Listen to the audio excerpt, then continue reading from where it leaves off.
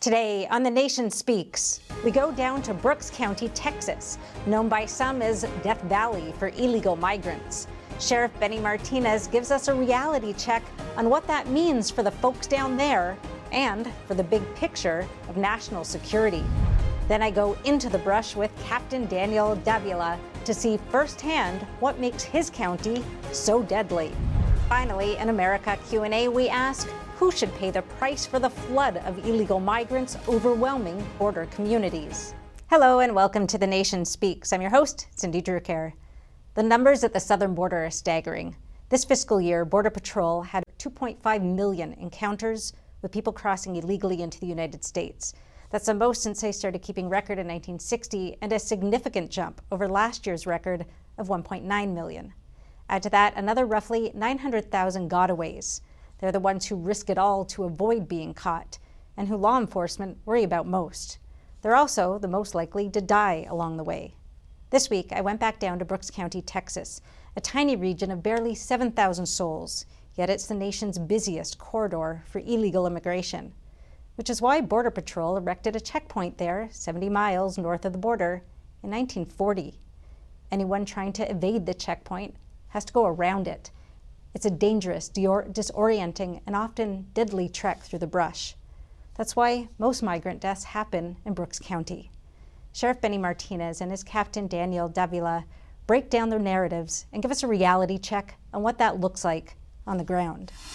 Brooks County Sheriff Benny Martinez, thank you so much for joining us today. Oh, thank you for having me. Can we start by just giving us a bit of a situation report on what things are like here in Brooks County? Well, just last month alone, I believe we had almost 1,400 encounters, and we had almost over 1,000 that needed assistance, some type of medical assistance that was rendered to them. We've had so far 79 deaths that we've recovered from the brush that the assistance doesn't get there as soon as it should.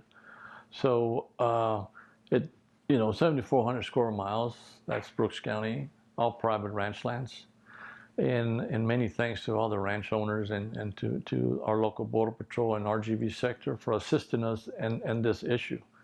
We definitely, there's three narratives here. I think the first one is a national security issue that we deal with. The health crisis, because not knowing what's coming with it. Now, on these bodies, and I elaborate a little bit more on these bodies, we're recovering with COVID testing, and over 20% of them are COVID positive. So they know they're with a group, and that group is, I'm guessing, going to be positive, and they're going to filter through. And then the humanitarian part of it, securing the bodies, get them identified, get them fingerprinted, and a lot of these are repeaters.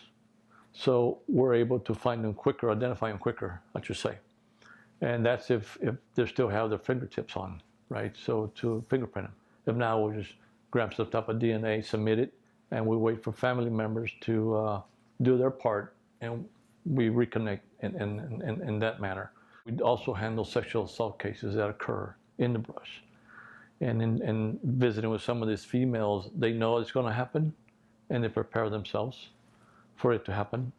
Okay, so that's another kind of like a sad issue, knowing that it's going to happen. It's just a matter of when or how. And there's a cost behind this too. There's always a cost behind things. We don't have a hospital, so if the medical issue is needed, well, then we have to get a local ambulance, which means in turn, that's the only ambulance we have running at the time, so we have to bring another ambulance in from another county to kind of sit in between the counties to respond to any type of 911 call for domestic issues that we might have with the citizens. So those are the type of impacts that we get besides the bailouts, the pursuits, property damage. It's one huge issue that we deal with, on a daily basis. How much of your time and your department's time is spent dealing with the migrant issue versus, other issues you might have in the county? Probably over 85%. Wow. Maybe more. Because when we go out and recover a body, minimal time is 3 to 4 hours. And having just one deputy that's working at that time pretty much leaves the county open, right? So those other domestic issues kind of have to put on hold until they get back to town and then start doing that, because it's a process, and collecting the body, collecting whatever's there. It's significant. So how does Brooks County suffer because of this? I can definitely go back to 2012, where we almost hit $700,000 that pretty much came out of the general fund, which created us to cut some personnel, cut our salaries, okay? And I'm still trying to recover that. And I'm told that I probably will never recover those funds, even though there's bills out there that appropriates for recovering the funding. So I call it still work in progress. And that's what happens when you have a divided government, where they just can't, settle. This is a small county, Democratic county, and yet we're having to filter through this issue over and over again. And I always say, this is my opinion, they really don't need Brooks County to win an election. And that's one of the key components that I see. And this is just my opinion. I was born and raised here, and I've been here in law enforcement in pretty much this area since 1985. So I know the ins and outs of how the political scene goes. So they forget about you, and they forget about small counties. And not just now Brooks, any rural county I think goes through this issue. In Brooks County is this border checkpoint that's 70 miles north of the border. Why is it there, and why does that have such a big impact?